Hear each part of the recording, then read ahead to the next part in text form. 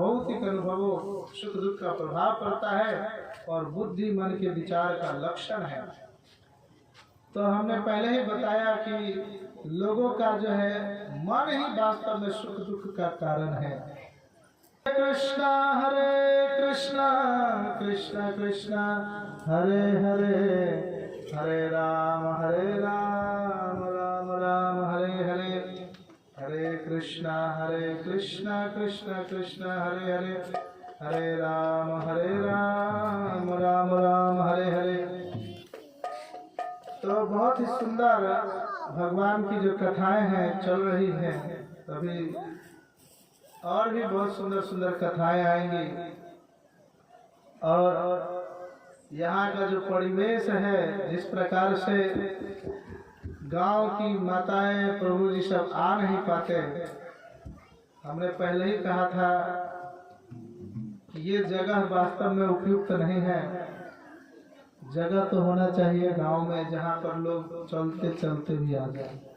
इस सड़क में इतना दूर आने में भी दिक्कत होता है, और अब जो है आप लोगों को तो बैठने भी नहीं देगा, हमें भी बैठने नहीं देगा। थोड़ी ही देर बाद इतने मच्छर लगने शुरू हो जाएंगे, हम तो यहाँ बैठ जाएंगे लेकिन आप लोग सब उठ के भाग जाएंगे।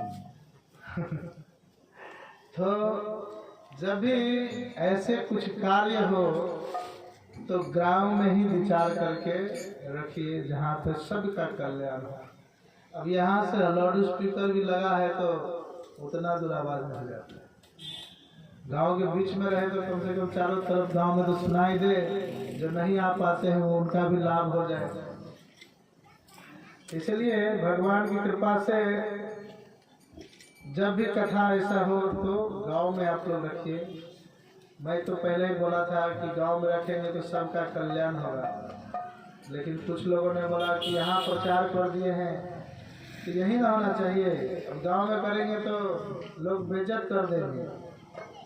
गांव में विचार हो तो ठीक है, जैसा भी है। तो आगे भगवान के अलग अलग अवतार के विषय में वर्णन आएगा।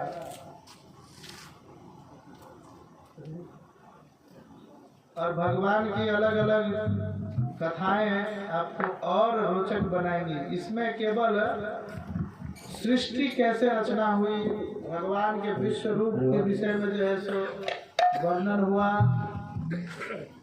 अब भगवान के सृष्टि में कैसे कैसे घटनाएं हो रही हैं, भगवान का जो पहले ही सुखदेव गोस्वामी को प्रश्न पूछा गया था। सुत गोस्वामी से नैमिषारण्य के बहुत सारे ऋषिगण प्रश्न पूछे थे, सनकादिक ऋषिगण, कि भगवान के इतने सारे अवतार हुए, उनकी लीला कथा को भी बताइए, क्योंकि इससे जन कल्याण।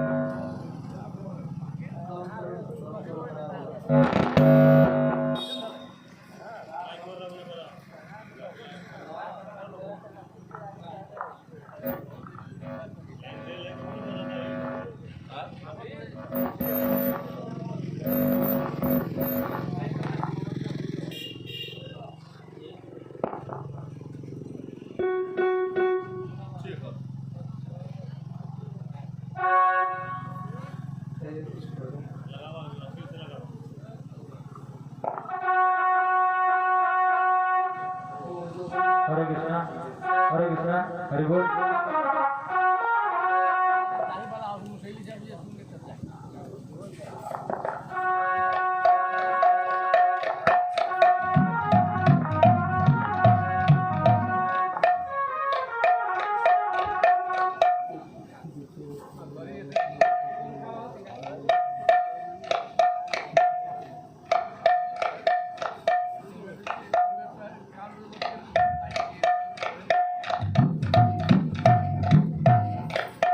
हरे कृष्णा कृष्णा कृष्णा हरे हरे, हरे राम राम राम हरे हरे।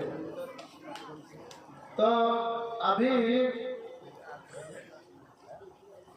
विदुर जी जो अपमानित होकर के चले गए थे, उनके विषय में फिर बोल रहे हैं कि हे सुत गोस्वामी, जितने भी शौनकादिक ऋषिगण हैं वो बोल रहे थे कि ऐसे महान भक्त कैसे ये जगह त्याग करके चले गए, थोड़ा सा उसके विषय में बताइए।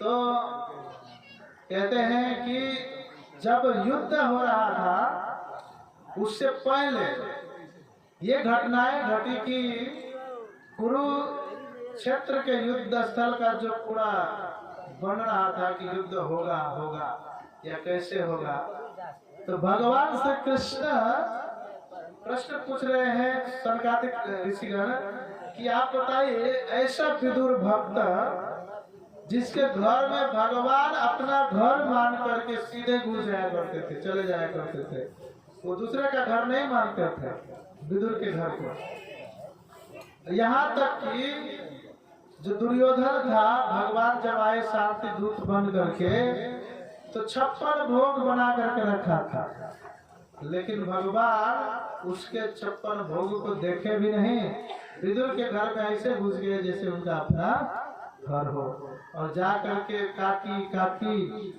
भूख लगा है, कुछ भोजन दो कह करके। उधर काकी भी इतना प्रसन्न हुई कि कृष्ण आए हैं, विदुर जी थे नहीं, तो उन्होंने देखे कि क्या बैठाऊं क्या खिलाऊं।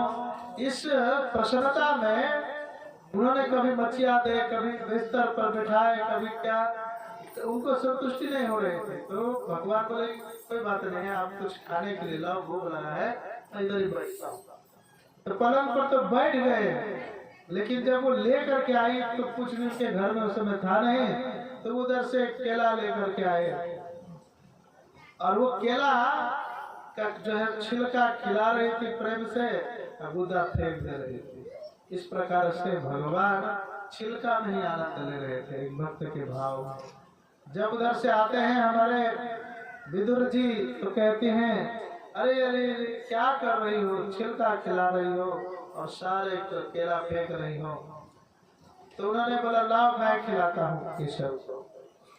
अब भगवान को विदुर जी खिला रहे हैं तो कहते हैं काका काका, अब वो आनंद नहीं जो माता खिला रही थी, जो छिलका में जो आनंद था वो केला में नहीं है।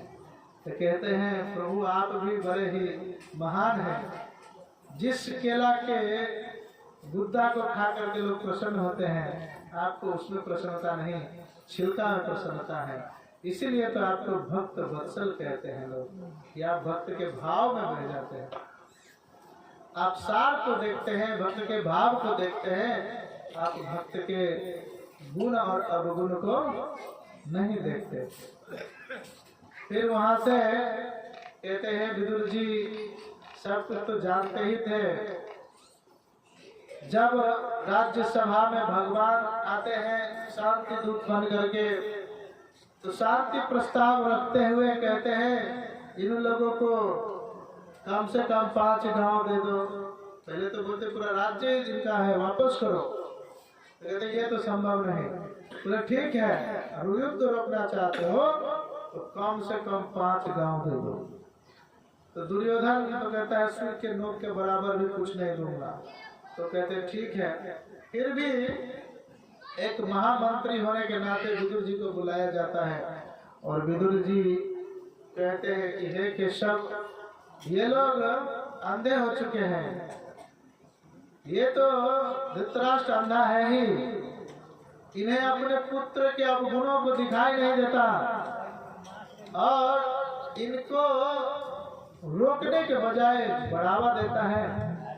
तो फिर भी जो है सो मेरे से सलाह लेना चाहते हो धृतराष्ट्र, तो मैं तुम लोग को सलाह देता हूँ कि अभी के अभी सारे राज्य जो है वापस कर दो।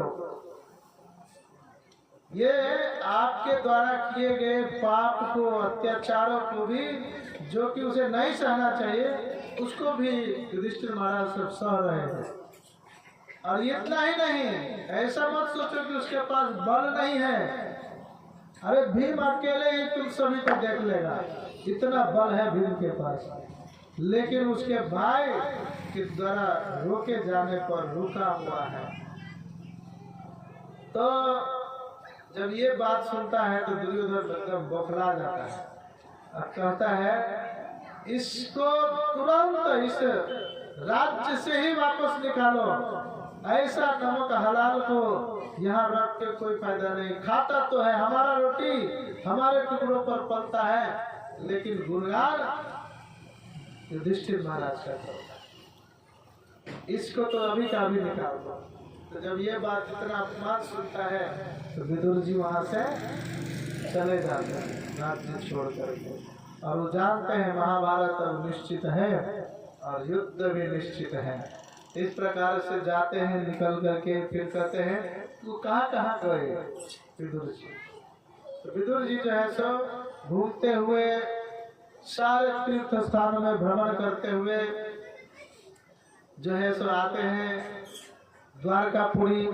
द्वारकापुरी में उद्धव जी से भेंट होता है, वहाँ वार्ताएं होती हैं और इधर जो है सो महाभारत युद्ध भी होते रहता है, समाप्त हो जाता है। तब द्वारका में देखते हैं तो भगवान के विषय में पूछते हैं, सब कुशल मंगल तो है। तीर्थ यात्रा करते करते द्वारका पहुँचे होते हैं। तो फिर वहाँ पर देखते हैं कि सब युद्ध वगैरह खत्म होकर के धृतराष्ट्र जो है सो घर में पड़ा हुआ है। युधिष्ठिर महाराज राजा बने हैं, राज्य कर रहे हैं और ये सब कुशल उसमें आनंद ले रहे हैं। इतना सारा महाभारत करके, इतना सारा पाप का कारण बन करके अभी भी सुख चैन से नहीं बैठा। अब तो उनको उद्धार करना चाहिए, अपना कल्याण करना चाहिए, ये करता नहीं। इसके बाद फिर कथा कहते हैं कि आगे और भगवान की कथाओं को सुनाइए। तो कहते हैं हिरण्याक्ष भगवान का बड़ा रूप का वर्णन आता है। कहते हैं मैत्री मुनि से संवाद करते हुए कहते हैं निशम्यात्म भुवा गीतम कारणम शंखयोजितता ततः सर्वे नयवर्तन्तः त्रिविवाय दिवोकसः। श्री मैत्री मुनि कहते हैं श्री विष्णु से उत्पन्न ब्रह्मा ने जब अंधकार का कारण कह सुनाया तो स्वर्ग लोक के निवासी देवता समस्त भय से मुक्त हो गए। इस प्रकार से सभी अपने अपने लोकों को वापस चले गए। सभी देवता देवतागण आए थे ब्रह्मा जी के पास पूछने के लिए कि बताइए ब्रह्मदेव ये क्या चल रहा है। तो कहते हैं हिरण्याक्ष जो है तपस्या कर रहा है, हिरण्यकश्यप भी तपस्या कर रहा है। दितिस्तु भातुरादेशदा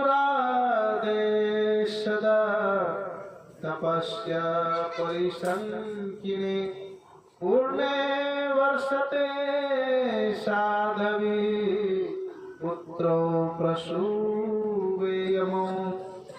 साध्वी दिति अपने गर्भ में स्थित संतानों से देवों के प्रति उपद्रव किए जाने हेतु अत्यधिक शंकाकुल थी और अपने पति ने भी यही भविष्यवाणी की थी। अतः उसने 100 वर्षों के गर्भ काल के पश्चात जुड़वा पुत्रों को जन्म दिया। तो ये कथा जो है पीछे थोड़ा सा और चलेंगे तो दीति और अदिति दो पत्नियां कश्यप ऋषि की होती हैं। तो दैत्य और दानव जितने भी है ये सब भगवान, जितने भी देवता गण हैं वो और जितने भी दानव गण है वो, तो कहते हैं दीति के जितने भी पुत्र हैं वो सब असुर है और अदिति के जितने पुत्र हैं वो सब देवता है। तो दीति जो है एक बार जो है कश्यप मुनि से पुत्र संतान की इच्छा के लेकर के जो है उनके पास जाते हैं और कहती हैं कामातुर होकर के कि हे ऋषिवर आप मुझे भी पुत्र दीजिए।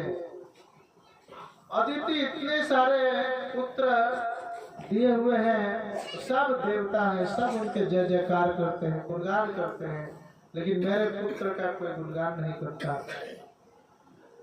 तो असमय जो है सो गर्भ धारण करती है अदिति, और असमय रूप से जब उस समय वो कश्यप ऋषि कहते हैं देखो इस समय गर्भ धारण करोगी तो ये समय शिव जी का है, और इस समय जो बच्चा होगा ये पूर्ण रूप से पूरे पृथ्वी पर जो है सो तिल दहला देगा, ऐसा दुष्ट होगा, तो इस समय अच्छा नहीं है। तो दीति का मातुर थी, उसने कहा कि ये जो शिव जी है वो मेरे ही बहन के बहनोई है, बहन के जो है सो पति है, उसे जा करके जो है सो हम कह देंगे कि गलती से ऐसा हो गया तो आप क्षमा कर दीजिए। तो बोले नहीं नहीं नहीं ऐसा होगा नहीं, क्योंकि शिव जी बड़े ही अपने समय को लेकर के एकदम सब कठोर निर्णय लेते हैं। तो बोले कुछ भी हो लेकिन मुझे तो बच्चा चाहिए।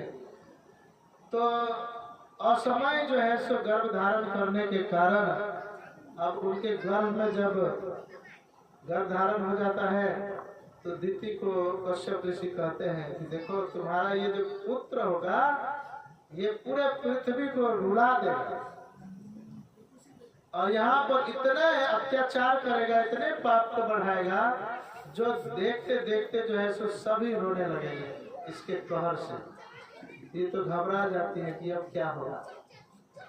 तो फिर कश्यप ऋषि कहते हैं अच्छा घबराओ मत, इसी के कारण जो है भगवान आए हैं और इनका जो है स्वीकार करेंगे, तुम्हारा पुत्र भगवान को पृथ्वी पर लाने का कारण बनेगा। तो आगे कहते हैं उत्पात वस्त्र निपेतु जायमनयो दिवि भुवन्तरिक्ष च लोकस्य योर्मभावः। दोनों असुरों के जन्म के समय स्वर्गलोक पृथ्वीलोक तथा इन दोनों के मध्य के लोकों में अनेक प्राकृतिक उपद्रव हुए जो अत्यंत भयावह बने एवं विस्मयपूर्ण थे। अभी जन्म हुआ नहीं है, घर में है, पूरा अंधेरा छा गया। तो ब्रह्मा जी से पूछने के लिए सारे देवी देवता लोग पहुंच गए ये क्या हो रहा है। तो बोले शांत रहो, अभी कुछ नहीं हुआ है, अभी शुरू हुआ तो हुआ है।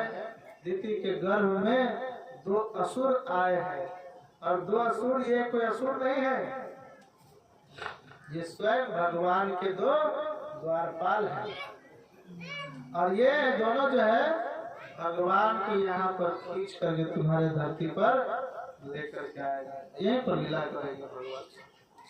बोले ठीक है, सभी लोग चले गए अपने अपने घर। फिर कहते हैं सहाचल भुवश्चल रुदिश्च सर्वा प्रज्वलुः लो सोलकाश्च सनया पेतु केतवश्चाति हेतवः। पृथ्वी पर पर्वत कांपने लगे और ऐसा प्रतीत होने लगा मानो सर्वत्र अग्नि ही अग्नि हो। उल्काओं, कुक्षर, तारों तथा ब्रजों के साथ साथ शनि जैसे अनेक अशुभ ग्रह दिखाई देने लगे।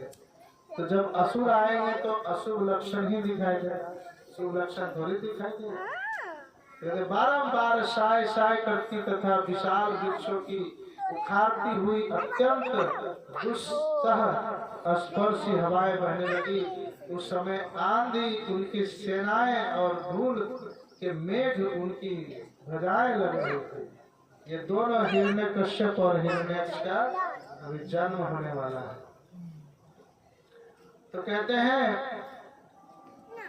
खराश्च कर्कशै दत्तः कुरेर्धर्मतो धरातलं खरकार भसामत्तः पर्यधावन वरूथसः।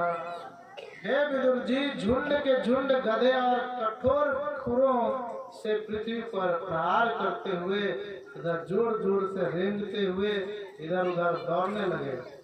तो अभी अशुभ लक्षण में कहते हैं गधा जो है अपने खून से जो है सब पृथ्वी को रोने लगे और जोर से।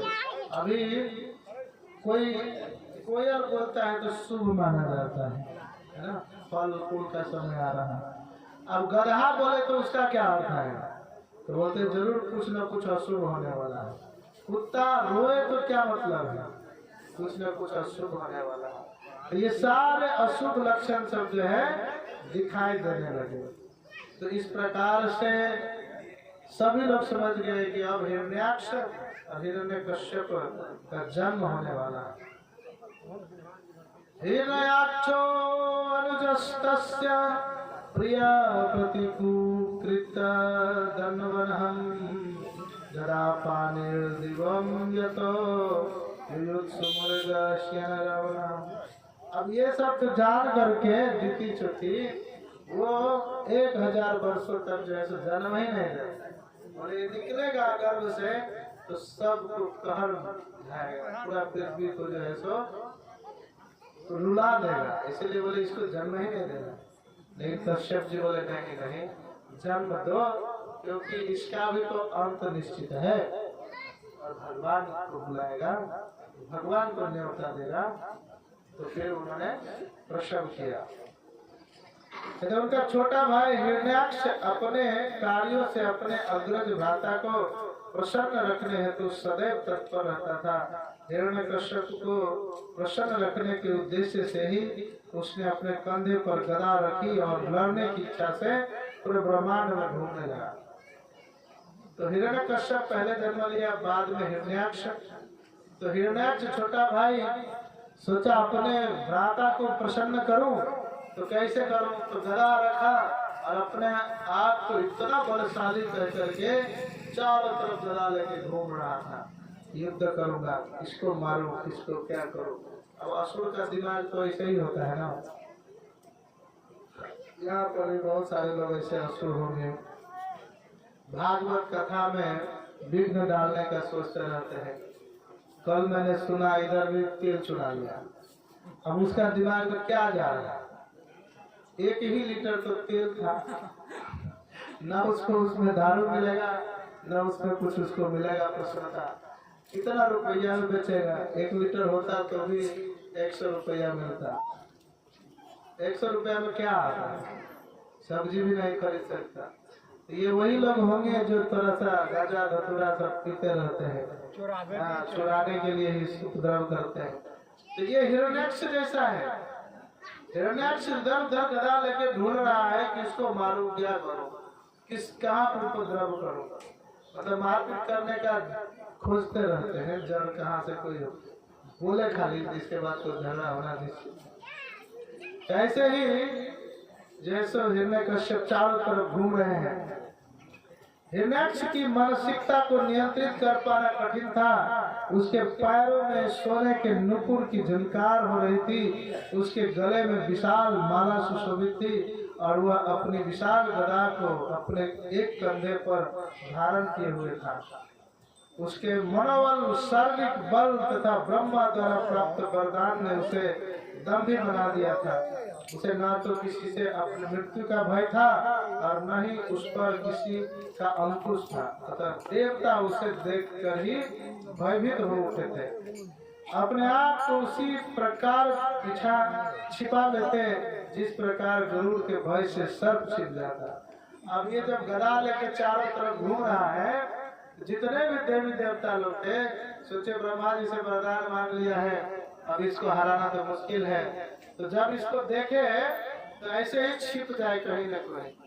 तो कहते जैसे गरुड़ को देख करके सांप सब बिल में घुस जाते हैं, ऐसे देवी देवता लोग जो है हिरण्याक्ष को देख करके कहीं न कहीं छुप जाते हैं, उनके सामने नहीं आते थे। क्योंकि नहीं तो एक तो बेइज्जती होता अलग से, क्योंकि सबको पता था इसके पास टिक नहीं पाएंगे, और ये मारता ऊपर से।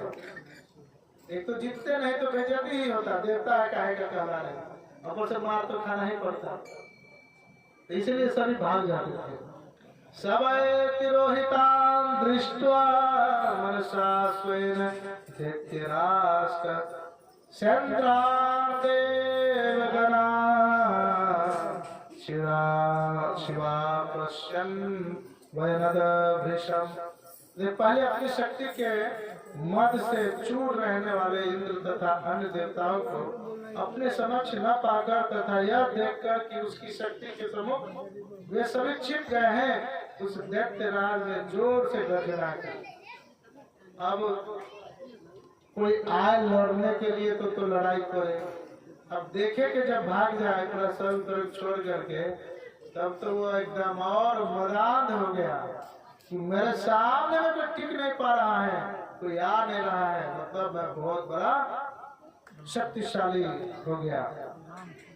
ये सब देखते हुए मदान होते हुए आगे और चारों दिशाओं में घूम रहा है, कौन मिलेगा, किसको मारेंगे। आचार्युधा मदस्व घटस्व त्वं जिगीषसि हितयुक्तः स तदा भूयसतांग वयन्दस्सम। तब से भगवान ने कहा, तुम अपना शस्त्र उठा लो और मुझे जीतने के इच्छुक हो तो पुनः प्रयत्न करो। इस शब्द से चुनौती दिए जाने पर असुर ने अपनी गदा श्री भगवान पर तान और पुनः जोर से गरजा। ये कथा पहले हम बताए थे कि पृथ्वी माता को बचाने के लिए जब भगवान बड़ा रूप लेकर के आते हैं, शुक्र रूप जो बड़ा रूप कहते हैं, उनको अभी भगवान स्थापित कर दिए हैं और इसको बड़ा युद्ध करने की इच्छा थी, तो पूर्ण करने के लिए एक थप्पड़ पहले मारे थे तो मर ही गया था, ऐसा है। लेकिन पहले जो है भगवान कुछ करते नहीं, ऐसे झटक देते तो गिर जाता था। तो बोले अरे देखो देखो अपना गदा उठा लो, तो फिर से प्रहार करो, अभी मारूंगा नहीं।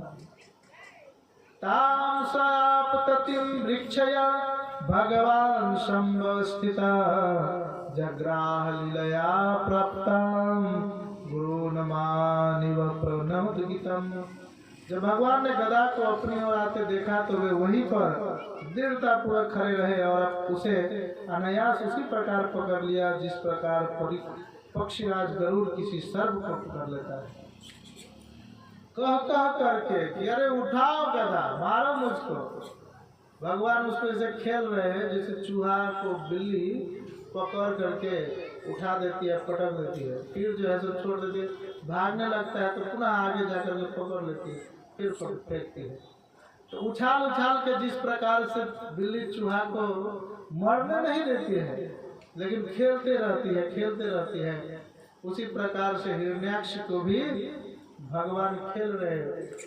गदा फेंक देते छीन करके और फिर से कहते हैं उठा लो कोई बात नहीं, तुम्हारे पास बहुत शक्ति है, थोड़ा और जोर से प्रहार करो। बोले गदा तो उठाओ, और गदा उठा के जब हिरण्याक्ष पुनः प्रहार करता है तो पुनः पकड़ लेते हैं, पुनः छीन के फेंक देते हैं और फिर कहते हैं नहीं कोई बात नहीं, फिर से उठाओ। अरे तुम्हारे पास बहुत शक्ति है, ब्रह्मा का वरदान है, मारो मुझे। इस प्रकार से जो है सो भगवान बहुत ही रुचयोर भगवान ब्रह्मा दक्षवा ब्राह्मण सुता यथा सरसज भूतानि लब्धवा भार्या च मानवे। तो बहुत देर तक खेलने के बाद जो है सो भगवान उनसे अब रहा नहीं जाता है, कहते हैं अब बहुत देर हो गया, तो उनको जो है सो परास्त कर देते हैं और फिर आगे कहते हैं ऋषि कृपा करके मुझे बताएं कि ब्रह्मा के पुत्र दक्ष तथा रुचि ने स्वयंभू मनु की अन्य 2 कन्याओं को पत्नी रूप में प्राप्त करके किस प्रकार संतानें उत्पन्न की। अब आगे चल करके मनु कर्दम संवाद होता है जिसमें कह रहे हैं कि अब हमको थोड़ा सा बताइए कि ये जो ऋषि हैं तो प्रजापति दक्ष के 2 पुत्री के साथ विवाह, प्रजापति के दक्ष के साथ स्वयंभू मनु के जो अन्य 2 कन्याएं हैं उनका विवाह होता है, तो उनकी संतान कैसे उत्पन्न होती है। तो मैत्रेय मुनि कहते हैं प्रजा सृजेति भगवान कर्दमो ब्रह्मणोदितः सरस्वत्यां तपस्ते पे सहस्रानाम समादश। मान ऋषि श्री मैत्रेय मुनि ने उत्तर दिया, ब्रह्मा से लोकों में संतान उत्पन्न करने की आदेश पाकर उच्च श्री कर्दम मुनि ने सरस्वती नदी के तट पर 10,000 वर्षों तक तपस्या की। ततः समाधियुक्तेन क्रियायोगेन कर्मः संप्रदे हरिभक्त्या प्रपन्न वरदासु समम्। तपस्या के काल में सिकंदर मुनि ने समाधि में भक्ति योग के माध्यम से उन परमेश्वर की आराधना की जो सुरक्षा है तो उनकी शरण में भाग कराने वाले शरणागतों को शीघ्र वर देने वाले हैं। तब सतयुग में कमल नयन पूर्ण पुरुषोत्तम भगवान ने प्रसन्न होकर श्री कर्दम मुनि को अपने उस दिव्य रूप का दर्शन कराया जिसे वेद के माध्यम से ही जाना जा सकता है। श्री कर्दम मुनि ने भौतिक कलमश से रहित सूर्य के समान तेजोमय श्वेत कमलों तथा कुमुदिनियों की माला पहने पूर्ण पुरुषोत्तम भगवान के संतान रूप का दर्शन किया, सनातन रूप का दर्शन किया। श्री भगवान ने निर्मल पीला रेशमी वस्त्र धारण कर रखा था और उनका मुखर विंद घुंघराले नीले चिकने केशों से गुच्छों से सुशोभित था। मुकुट तथा कुंडल से आभूषित श्री भगवान अपने 3 हाथों में अपने विशिष्ट शंख चक्र गदा और चौथे में श्वेत मुकुंदिनी धारण किए हुए थे। उन्होंने प्रसन्न तथा हास्य युक्त मुद्रा में समस्त भक्तों के चित्त को चुराने वाली चितवन से देखा। अपने वक्ष स्थल पर सुनहरी रेखा धारण किए हुए तथा अपने गले में प्रसिद्ध कौस्तुभ मणि लटकाए हुए वे गरुड़ के कंधों पर अपने चरण कमल रखे हुए आकाश वायु में खड़े थे। जब सिकंदर मुनि ने पूर्ण पुरुषोत्तम भगवान का साक्षात दर्शन किया तो अत्यधिक तुष्ट हुए, क्योंकि उनकी दिव्य इच्छा पूर्ण हुई थी। वे श्री भगवान के चरण कमलों में नमस्कार करने हेतु नतमस्तक होकर पृथ्वी पर गिर पड़े। उनका हृदय स्वाभाविक रूप से भगवत प्रेम से पूरित था। उन्होंने हाथ जोड़कर स्तुतियों द्वारा भगवान को संतुष्ट किया और भगवान से मांगते हैं, कहते हैं, भगवान कहते हैं, हे महर्षि, मैं तुम्हारी सभी 9 कन्याओं सहित तुम्हारी पत्नी देवहूति के माध्यम से अपने श्वास को प्रकट करूंगा और उसे उस दर्शन शास्त्र सांख्य दर्शन का उपदेश दूंगा जो परम तत्व का श्रेणियों से संबंधी है। तो मैत्रेय मुनि कहते हैं, कर्दम मुनि को जो है अभी संतान होगा जिसमें सांख्य अवतार देंगे। तो ये सांख्य अवतार भगवान कपिल मुनि जो है सो अवतार लेंगे और कपिल मुनि सांख्य जो उपदेश है वो अपने माता देवहूति को देंगे। हरे कृष्णा कृष्ण कृष्ण हरे हरे राम राम राम हरे हरे। तो कर्दम मुनि जो है, कर्दम मुनि देवहूति से जो 9 कन्याएं उत्पन्न करते हैं और 9 कन्याओं के बाद जो है एक भगवान कपिल जन्म लेते हैं। इसके बाद वो अपने भक्ति करने चले जाते हैं। कपिल मुनि को अपने माता देवहूति के लिए छोड़ देते हैं, कहते हैं अभी ये स्वयं भगवान है और इनका जो है सो आप कल्याण कीजिए। कर्दम मुनि चले गए तो भगवान अभी बहुत सुंदर उपदेश करेंगे। तो ये उपदेश सुनने योग्य है, इसलिए अब कल जो है इसका सम्मान है।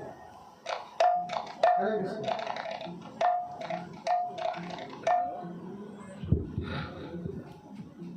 हरे कृष्ण।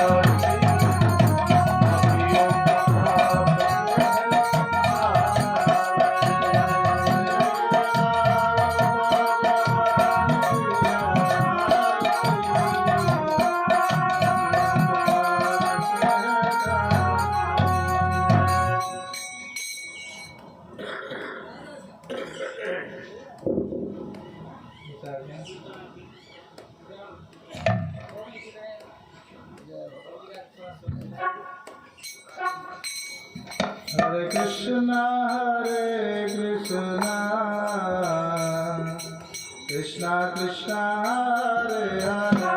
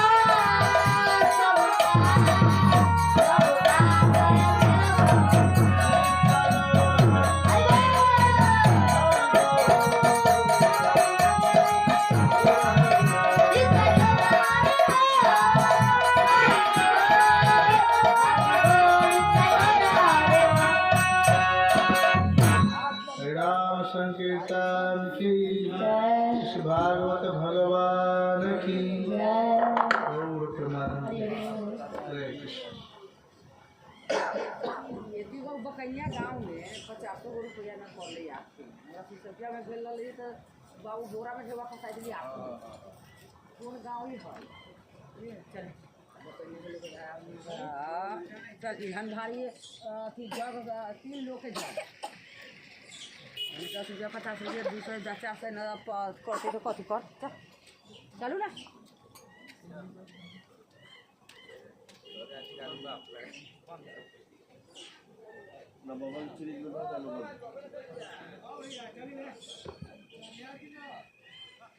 जगह पर कमाई